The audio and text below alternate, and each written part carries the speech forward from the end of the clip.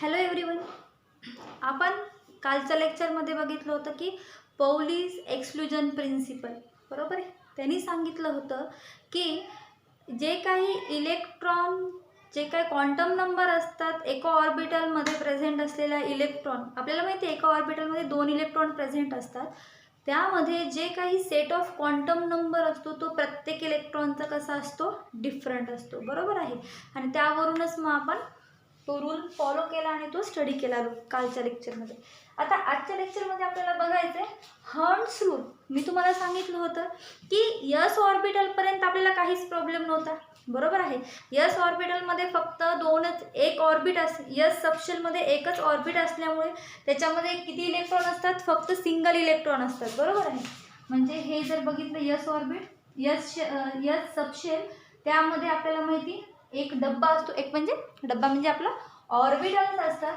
आणि या ऑर्बिटलमध्ये आपल्याला माहिती 2च इलेक्ट्रॉन प्रेझेंट आहेत. आणि आता 2 इलेक्ट्रॉन ते एक तर अप्पर डायरेक्शन असेल आणि उरलेला डाऊनवर्ड डायरेक्शन. पण राहिला प्रश्न पी सबशेल पी डी एफचा.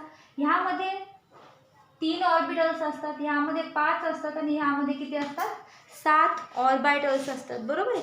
मग ह्या ऑर्बिटल्स असल्यानंतर त्यामध्ये इलेक्ट्रॉनची पेअरिंग किंवा इलेक्ट्रॉनची शेअरिंग कशी होईल त्या प्रत्येक इलेक्ट्रॉनमध्ये, बरोबर आहे. तेच सांगतो हा हर्ट्झ रूल, बरोबर आहे. कोणता, हर्ट्झ रूल. त्याचं नावच आहे hertz rule for maximum multiplicity. कोणता आहे, hertz rule for maximum multiplicity. तो रूल काय म्हणतो, त्या रूलचा एक मेन एम हे आहे, कशासाठी करतो हा, filling of electron in a orbital. हा रूल मेन कशासाठी करतो, मेन एम काय ह्या रूलचं, हर्ट्झ रूलचं, filling of electron in a orbitals. त्या ऑर्बिटल्समध्ये आपण जे काय इलेक्ट्रॉन फिल करतो ते कसं फिल करणार आहोत, त्यासाठी आपण काय स्टडी करतो, हा हर्ट्झ रूल. मग ते रूल काय म्हणतं, काय म्हणते, हर्ट्झ रूल काय म्हणतं ते बघू. काय म्हणते, pairing of electron in the orbitals. काय म्हणते, pairing of electron in the orbitals belongs to the same subshell. Belongs to the same subshell does not occur unless each orbital belonging to that subshell has got 1 electron each. बघितला, हा आहे hertz rule. बघितला डोकं दुखलं असेल किंवा ऐकल्यानंतर तरी डोकं दुखलंच असेल. काय म्हणते रूल, पेअरिंग ऑफ इलेक्ट्रॉन. आपल्याला माहिती एका ऑर्बिटल्समध्ये आपल्याला काय करत असते, 2 इलेक्ट्रॉन फिल करायचे असतात आणि सेम ऑर्बिटलमध्ये 2 इलेक्ट्रॉन फिल करणं, त्याला आपण काय म्हणतो, इलेक्ट्रॉन पेअर तयार करणं. काय म्हणतो, इलेक्ट्रॉन पेअर तयार करणं. आता हर्ट्झ काय म्हणते, जर आपल्याला तशी पेअरिंग करायची असेल, एका ऑर्बिटमध्ये 2 इलेक्ट्रॉन फिट ठेवायचे असेल, पेअर करायचे असेल, the pairing of electron in a orbit belong to the same subshell. एका शेल मधले, बरोबर आहे, एका शेल मधले जे काही इलेक्ट्रॉन असतील, एका सबशेल मध्ये जे काही इलेक्ट्रॉन, फॉर एक्झाम्पल पी घेतली आपण, लक्षात घ्या ही आहे पी सबशेल. पी सबशेल मध्ये किती ऑर्बिट असतात, 3, बरोबर आहे. ह्या अशा वेळेस जेव्हा आपण त्याची पेअरिंग करत असतो, पेअरिंग तोपर्यंत सक्सेसफुल होणार नाही unless each orbital belong to that subshell has got 1 electron each. कधी पेअरिंग सक्सेसफुल होणार नाही, जेव्हा आपण त्यामध्ये किती इलेक्ट्रॉन भरू आधी, that has got 1 electron each. म्हणजे आपल्याला माहिती, बरोबर आहे, आपल्याला माहिती यस सबशेल मध्ये 2 मॅक्झिमम इलेक्ट्रॉन असतात, पी सबशेल मध्ये मॅक्झिमम इलेक्ट्रॉन किती असतात, 6. तसंच डी मध्ये किती असतात, 8 असतात का की 10 असतात. लक्षात घ्या इकडं, yes P D F. Yes मध्ये मॅक्झिमम 2 इलेक्ट्रॉन फिल करू शकतो, पी मध्ये किती करू शकतो, 6, डी मध्ये किती करू शकतो, 10 आणि एफ मध्ये किती करू शकतो आपण, मॅक्झिमम 14 इलेक्ट्रॉन फिल करू शकतो. हे झाले त्याचे ऑर्बिटल्स नंबर आणि हे झाले इलेक्ट्रॉन फिलिंग नंबर. आलं लक्षात. म्हणजे जेवढे आहेत त्याच्या दुप्पट आपण त्याच्यामध्ये काय करू शकतो, फिल करू शकतो. कारण की आपल्याला माहिती एका ऑर्बिटलमध्ये किती मॅक्झिमम इलेक्ट्रॉन फिल करू शकतो आपण, 2 इलेक्ट्रॉन. आता ह्या ठिकाणी हर्ट्झ रूल म्हणते, आता आपल्याला प्रश्न पडला, यस ऑर्बिटलचा प्रश्न सुटला की 2 इलेक्ट्रॉन आहेत, बरोबर, एक अपवर्ड डायरेक्शन असणार आणि एक डाऊनवर्ड डायरेक्शन असणार, बरोबर आहे. जर असा आपण एखादा ॲटम घेतला ज्याच्यामध्ये काय प्रेझेंट आहे, पी ऑर्बिटल प्रेझेंट आहे आणि त्यामध्ये आपल्याला काय फिल करायचे आहेत, इलेक्ट्रॉन फिल करायचे आहे. आता इलेक्ट्रॉन जर मी तुम्हाला सांगितलं ह्या ठिकाणी मला 5 इलेक्ट्रॉन फिल करायचे, तर तुम्ही कसे म्हणणार, मॅडम एक असा फिल करू, हे 2 असे झाले आणि एक असा झाला, बरोबर आहे. किंवा मी तुम्हाला सांगितले इथं मला 4च इलेक्ट्रॉन फिल करायचे, तुम्ही डायरेक्ट पेअरिंग करून टाकली आणि इलेक्ट्रॉन फिल झाले. पण दॅट्स नॉट ट्रू. काय म्हणते, हे योग्य नाही आहे, हे सॅटिस्फॅक्टरी नाही आहे. ह्यासाठीच हर्ट्झ रूल सांगते की जेव्हा अशी फिलिंगची वेळ येईल 4 इलेक्ट्रॉनची किंवा त्यापेक्षा जास्त इलेक्ट्रॉनची. आता पी ऑर्बिटलची मॅक्झिमम इलेक्ट्रॉनची कॅपॅसिटी 6 आहे, तर पी ऑर्बिटलमध्ये आपण मॅक्झिमम 6 इलेक्ट्रॉन फिल करू शकतो. पण त्याआधी हर्ट्झ रूल काय म्हणतो की जेव्हा आपण इलेक्ट्रॉनची पेअरिंग करतो, हे 2-2 इलेक्ट्रॉन पेअर करत असतो, त्याआधी हे जे ऑर्बिटल्स आहेत हे सिंगल फिल असले पाहिजे, सिंगल इलेक्ट्रॉन फिल असले पाहिजे. म्हणजे जर मी तुम्हाला सांगितलं मला या ठिकाणी 4 इलेक्ट्रॉनची पेअरिंग, 4 इलेक्ट्रॉन ह्याला अरेंज करायचे पी ऑर्बिटल्समध्ये, तर आधी मला या तिन्ही ऑर्बिटल्सला काय करावं लागेल, एक एक इलेक्ट्रॉन आधी द्यावं लागेल आणि उरलेला जो इलेक्ट्रॉन, आता 4 इलेक्ट्रॉन सांगितले, एक अपवर्ड डायरेक्शन, हे 3 झाले, तर नंतरचा चौथा इलेक्ट्रॉन कधी येईल, परत पहिल्यासोबत पेअरिंग करायला. आलं लक्षात. हा कोण सांगते, हर्ट्झ रूल. म्हणजे आपल्याला डायरेक्ट पेअरिंग करताना इथं 2 इथं 2 आणि हा एम्प्टी असं ठेवता येणार नाही. त्यासाठी आधी आपल्याला पहिले जितके ऑर्बिट आहेत त्याला एक एक इलेक्ट्रॉननी फिल करावं लागेल आणि नंतर मग परत कंटिन्यू डायरेक्शन मग ते घ्यावं लागेल, बरोबर आहे. जसं आपण इथं आपल्याला पी ऑर्बिटलमध्ये 4 इलेक्ट्रॉन फिल करायचे, तर आधी आपण काय केलं, सिंगल तिन्ही ऑर्बिटमध्ये फिल केलं, नंतर चौथा परत पहिल्या ऑर्बिटमध्ये. आता मी तुम्हाला सांगितलं 5वा इलेक्ट्रॉन फिल करा, तर मी तो इथं करत आणि 6वा इलेक्ट्रॉन असेल तर तो या ठिकाणी करत. आलं लक्षात. म्हणजे हा कोण सांगतो, हर्ट्झ रूल. पण ह्याचा उपयोग काय, आपण डायरेक्ट जर 2-2 लिहिलं असतं तर काय झालं असतं, कारण की मी तुम्हाला स्टार्टिंगला सांगितलं की प्रत्येक ॲटम स्वतःच्या स्टॅबिलिटीसाठी झडपड करत असतो, बरोबर आहे. त्याला स्वतःला काय करायचं असते, स्टेबल करायचं असते, स्टेबल ठेवायचं असते. मग हर्ट्झ रूल सांगतो की ह्यावरून असं ऑब्झर्व झालं त्याला, जे हाफ फिल्ड असतात, कोणते, हाफ फिल्ड ऑर्बिट असते किंवा फुल फिल्ड ऑर्बिट असतात, फुल फिल्ड ऑर्बिट कोणते, एकतर हाफ फिल्ड ऑर्बिट किंवा फुल फिल्ड. आता हे काय झाले, फुल फिल्ड ऑर्बिट. आता हाफ फिल्ड सांगते तुम्हाला, हाफ फिल्ड म्हणजे काय, प्रत्येकामध्ये किती इलेक्ट्रॉन असते, 1 इलेक्ट्रॉन, ठीक आहे. हे झालं हाफ फिल्ड, हे झाले फुल फिल्ड. फुल फिल्ड आणि हाफ फिल्ड, ठीक आहे. हे जे फुल फिल्ड आणि हाफ फिल्ड जे ऑर्बिट असतात त्यांना कशी असते, extra stability, they got extra stability. म्हणजे जे हे हाफ फिल्ड ऑर्बिट हे फुल फिल्ड असतील आणि हाफ फिल्ड जर असेल तर ते ॲटम कसं राहते, जास्त stable as compare to incomplete filled. आलं लक्षात.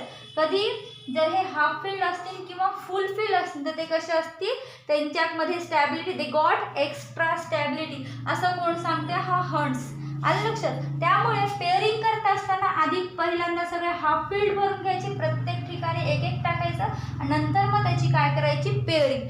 आता डायरेक्शन तुम्हाला वाटेल मॅडम तुम्ही आधी वर अपवर्ड डायरेक्शन घेतली, अशी काही कंपल्शन नाही.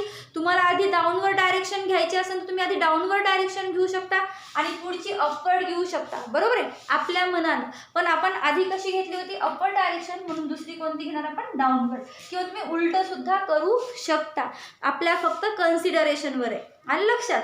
हे झाला हर्ट्झ रूल. कळलं का, एकदा रिपीट करते. ह्या हर्ट्झ रूल मधलं फक्त एवढंच सांगायचं आहे त्याला की जेव्हा आपण ह्या इलेक्ट्रॉनची पेअरिंग करतो, पेअरिंग करण्याआधी ते प्रत्येक ऑर्बिटमध्ये, ते प्रत्येक सबशेलमध्ये इलेक्ट्रॉन कसं पाहिजे, हाफ फिल्ड, म्हणजे प्रत्येक डिजनरेट ऑर्बिटमध्ये. आता तुम्हाला प्रश्न पडला मॅडम आता आम्ही हेच शिकायला तर तुम्ही परत डिजनरेट ऑर्बिट काढलं की डिजनरेट ऑर्बिट काय असतं, बरोबर आहे. तर डिजनरेट ऑर्बिट काय असते ते बघू आपण आता लगेच. हे लिहून घेतलं का सगळ्यांनी, लिहून घेतलं का की काय असतं, हर्ट्झ रूल कळाला, पौलीस एक्सक्लुजन प्रिन्सिपल कळालं, हर्ट्झ रूल कळाला की आधी फिलिंग करताना आपल्याला प्रत्येक ह्याच्यामध्ये एक एक फिल करावं लागेल आणि नंतर पूर्ण. आलं लक्षात. फॉर एक्झाम्पल ह्याचं एक तुम्हाला एक्झाम्पल सांगू का? सांगा बरं. फ्ल्युरिन. फ्ल्युरिन घ्या किंवा फ्ल्युरिन घ्या. फ्ल्युरिन कोणता घेता? फ्ल्युरिन किंवा कार्बन. ऑक्सिजन घेऊ. ऑक्सिजन. फ्ल्युरिनही नको, कार्बनही नको, ऑक्सिजन. ऑक्सिजनचा ॲटॉमिक नंबर आहे 8. बरोबर आहे. त्याला आपल्याला फिल करायचं आहे. त्याचं इलेक्ट्रॉनिक कॉन्फिगरेशन 1s2 2s2 किती होते? 2 आणि 2 4 आणि 2p4 1 2 3 4 5 6 7 8 हे झाले टोटल 8. आता मला सांगा इलेक्ट्रॉन फिलिंग. बरोबर आहे. ह्या दोघांमध्ये काहीच प्रॉब्लेम नाही. 2 इलेक्ट्रॉन एक अपवर्ड असेल एक डाऊनवर्ड. ह्या पण s ऑर्बिट असल्यामुळे f सबशेल असल्यामुळे एक अपवर्ड असेल एक डाऊनवर्ड. राहिला प्रश्न p मध्ये किती ऑर्बिटल असतात? 3. बरोबर आहे. आता इथे आपल्याला किती फिल करायचे? 4 इलेक्ट्रॉन. तर ह्या ठिकाणी मला सांगा मी असं केलं तर चांगलं होईल का? असं केलं तर चालेल का? नाही. आधी मला काय करावं लागेल? सगळं प्रत्येक त्या ऑर्बिटमध्ये एक एक इलेक्ट्रॉन ठेवावं लागेल. बघा 1 2 3 अपवर्ड डायरेक्शन. पण आपल्याला किती पाहिजे? 4 इलेक्ट्रॉन. म्हणजे मग नेक्स्ट इलेक्ट्रॉन कुठे येईल? परत पहिल्या ऑर्बिटमध्ये. आलं लक्षात? हा झाला हर्ट्झ रूल. आता आपण बघू डिजनरेट ऑर्बिट म्हणजे काय. काय बघू? Degenerate orbit. अजून आपला हा कन्सेप्ट क्लिअर झाला नाही. इथं तुम्ही फक्त क्वांटम नंबर शिकलात आणि हर्ट्झ रूल आणि पाउलीज एक्सक्लुजन थेरी शिकलात. त्याच्यानंतर आपल्याला एनर्जीज बघायच्या आहेत की प्रत्येक 1s चांगला आहे, 2s आहे, 3p आहे, 2p आहे, कसं तयार झालं, त्याच्या एनर्जीज कशा असतात ते बघायचे आहेत. एनर्जीज झाल्यानंतर आपल्याला आपला जो तुम्हाला सगळ्यांना आवडत असेल कोणतं प्रिन्सिपल? अफोगो प्रिन्सिपल कसं असते ते बघायचं आहे. आणि एकदा का तुम्हाला अफोगो प्रिन्सिपल आलं लक्षात की आपल्याला काय करायचं? त्याचे इलेक्ट्रॉनिक कॉन्फिगरेशन कॅल्क्युलेट करायचं आहे आणि इलेक्ट्रॉनिक कॉन्फिगरेशन लक्षात ठेवायचे आहे. आलं लक्षात? त्यासाठी आपली ही धडपड आहे. कशासाठी? Electronic configuration. बरोबर आहे. आणि तुम्हाला ही गोष्ट सुद्धा माहिती जेवढं का तो फुलफिल आणि हाफ फिल्ड असेल त्याच्यामध्ये कशी असते? Extra stability. फुलफिल असेल तर काही डाऊटच नाही, त्याला शेअरिंगला काहीच नाही लागणार. जर इलेक्ट्रॉन असा हाफ फिल्ड असेल त्यामध्ये इलेक्ट्रॉनची काय होईल? शेअरिंग होईल. आणि आपल्या सगळ्यांना माहिती जेव्हा का इलेक्ट्रॉनची शेअरिंग होते तेव्हाच काय तयार होते? बॉन्ड फॉर्मेशनला हेल्प होते. आणि बॉन्ड फॉर्मेशन झालं म्हणजेच काय झालं? न्यू कंपाऊंड तयार. आलं लक्षात? कारण की प्रत्येक ॲटमला काय करायचं असते? स्वतःला स्टेबल ठेवायचं असते आणि स्वतःला स्टेबल ठेवण्यासाठी तो एवढी सगळी काय करतो? धडपड. आलं लक्षात? कळलं? आता आपण बघू डिजनरेट ऑर्बिट म्हणजे काय. इथपर्यंत आलं लक्षात? मोडू आता. बघू आता आपण डिजनरेट ऑर्बिट.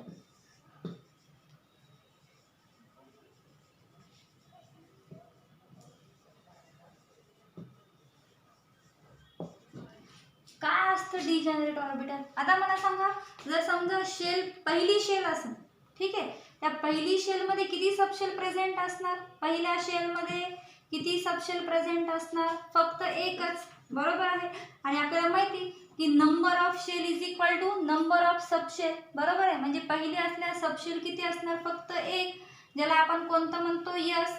जर समजा यांची व्हॅल्यू 2 असेल त्या ठिकाणी किती सबशेल प्रेझेंट आहेत? 2. एकतर 1 0 आणि 1 म्हणजेच कोणतं?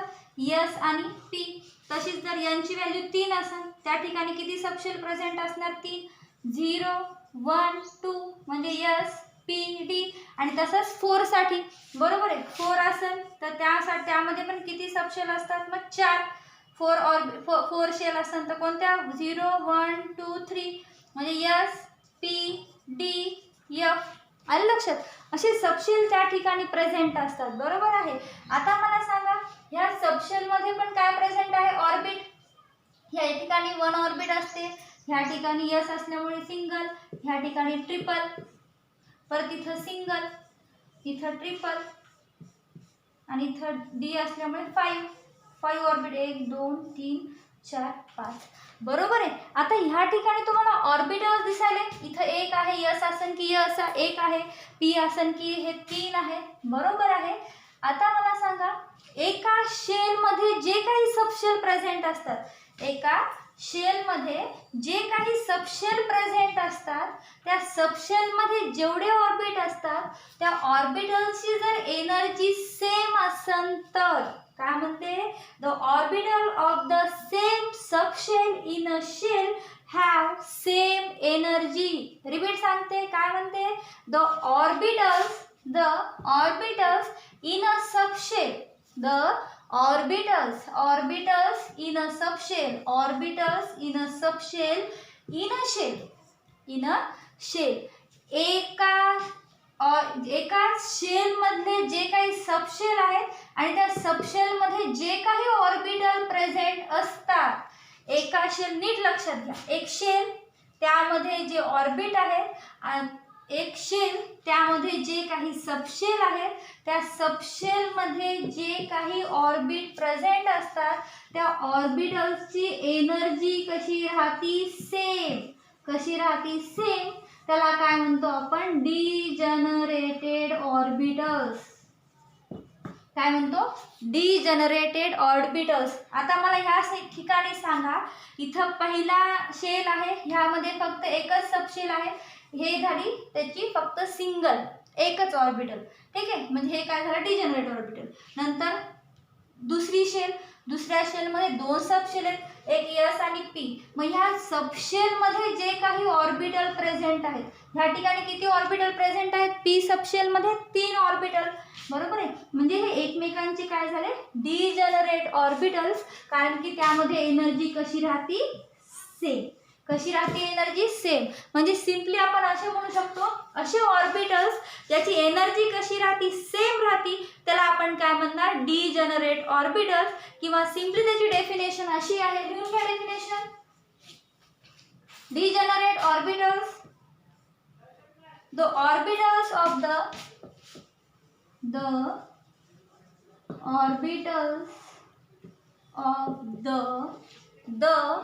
orbitals of the same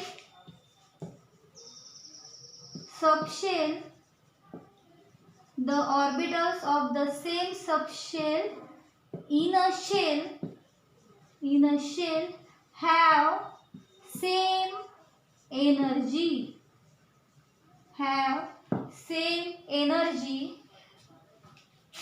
that called as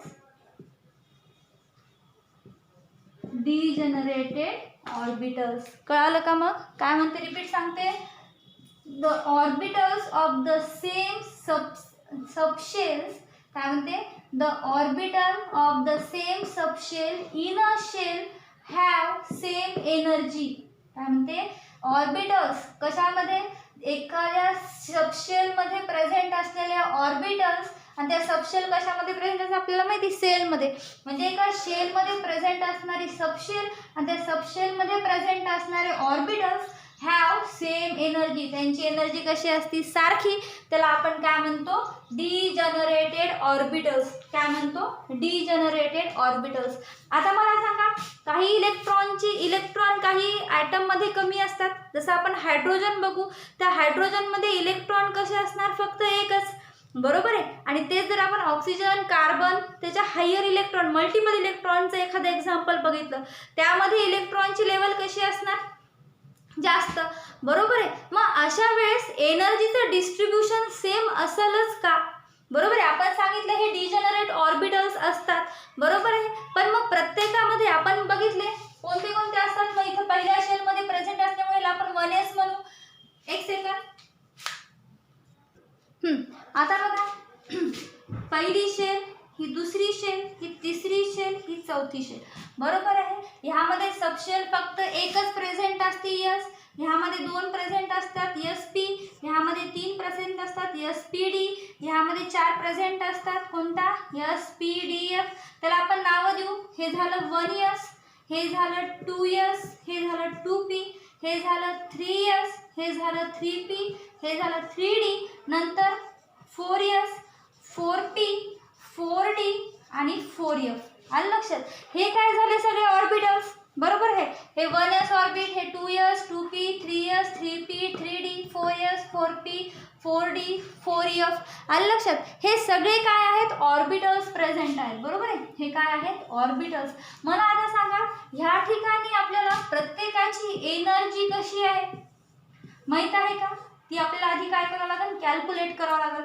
आणि त्या on the basis of that energy आपण काय ठरवणार आहे की कोणती एनर्जी जास्त आहे, 1s ची जास्त आहे की 2s ची जास्त आहे. पण या एनर्जी लेवलचा यूज काय?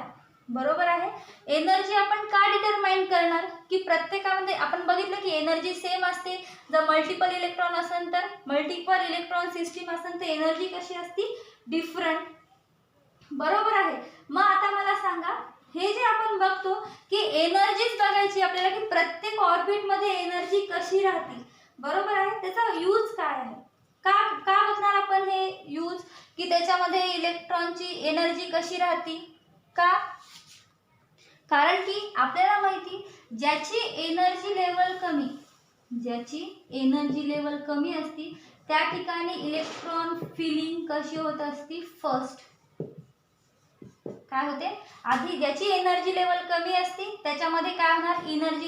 इलेक्ट्रॉन आधी फिल होत असते. आपल्याला माहिती एनर्जी लेवल कशी होणार? जशी जशी त्या इलेक्ट्रॉन मोठा होत जाईल तशी ऑटोमॅटिकली काय होणार? इलेक्ट्रॉनची जी काय एनर्जी आहे ती वाढत जाईल. पहिला आपण 1s बघितला. 1s हा जर असा असेल आणि 2s जर समजा असा असेल तर आता मला सांगा यामध्ये दोन्हीपैकी कोणामध्ये एनर्जी जास्त असते? 1s मध्ये की 2s मध्ये? ऑब्विसली कशामध्ये असणार? 2s मध्ये जास्त. बरोबर आहे? मग इलेक्ट्रॉन फिलिंग आधी कशामध्ये होणार? ह्या 1s मध्ये आणि नंतर कशामध्ये होणार? 2s मध्ये. का होणार? कारण की जेवढी त्याची एनर्जी कमी तेवढं काय होणार? Filling first. तेवढ्या आधी काय होणार? Electron filling first. मग त्यासाठी आपल्याला हे बघावं लागेल की प्रत्येकाची हे आतापर्यंत जेवढे जे आपण ऑर्बिटल्स बघितले त्या प्रत्येकाच्या ऑर्बिटलची आधी एनर्जी लेवल कॅल्क्युलेट करावं लागेल. बरोबर आहे? की 1s ची किती एनर्जी असते, 2s ची किती असते, 3s ची किती असते. कशासाठी? जेणेकरून आपल्याला इलेक्ट्रॉन फिलिंग करता आले पाहिजे. बरोबर आहे? आपल्याला माहिती electron lower to higher fill होतात. बरोबर आहे? Lower to higher. ज्याची एनर्जी कमी त्याच्यामध्ये आधी इलेक्ट्रॉन फिल होतात, नंतर मग याची थोडीशी जास्त असेल त्याच्यामध्ये जातात, नंतर थोडी अजून जास्त असेल त्यामध्ये जातात, नंतर अशी वाढत वाढत मग इलेक्ट्रॉन आपण फिल करत असतो. बरोबर आहे? आता मला सांगा मग की ह्या ठिकाणी आपल्याला ह्याच्या एनर्जी लेवल आधी कॅल्क्युलेट करावं लागेल जेणेकरून आपल्याला माहीत पडेल की 1s नंतर कशामध्ये फिल करायचे इलेक्ट्रॉन, 2s मध्ये जास्त एनर्जी असती, कमी कोणामध्ये असती. मग त्यासाठी आपल्याला तुम्ही उद्याचं लेक्चर नका मिस करू. त्या लेक्चरमध्ये आपल्याला बघायचं आहे की ऑर्बिटल्सच्या एनर्जी लेवल कशा असतात आणि ते झाल्यानंतर लगेच आपल्याला कोणतं प्रिन्सिपल स्टार्ट करायचं आहे? अफबू प्रिन्सिपल. आलं लक्षात? जेणेकरून आपल्याला इलेक्ट्रॉनिक कॉन्फिगरेशन. आता मला एक गोष्ट सांगा बरं तुम्ही, इलेक्ट्रॉन कॉन्फिगरेशन मध्ये आपण काय करतो? इलेक्ट्रॉन फिल करतो. बरोबर आहे? Lower to higher. आलं लक्षात? त्यासाठी आपल्याला माहित असणं गरजेचं आहे. हे आपण ऑर्बिटल्स तयार केले. बरोबर आहे? 1s 2s 2p 3s 3p 3d 4s 4p 4d आणि 4f हे सगळे ऑर्बिटल्स तयार झाले. पण ह्याच्या एनर्जी लेवलनुसार त्याला अरेंज करावं लागेल ड्युरिंग इलेक्ट्रॉनिक कॉन्फिगरेशन. म्हणजे काय? जेव्हा इलेक्ट्रॉनिक कॉन्फिगरेशन होईल तेव्हा आपल्याला त्यावेळी काय करावं? इलेक्ट्रॉन फिल करता येईल. फॉर एक्झाम्पल जर मी तुम्हाला सांगितलं हायड्रोजन आहे, हायड्रोजनचा ॲटॉमिक नंबर किती असते? 1. त्यामुळे इथं काय ना 1s1. हे 1s1 काय झालं त्याचं? Electronic configuration.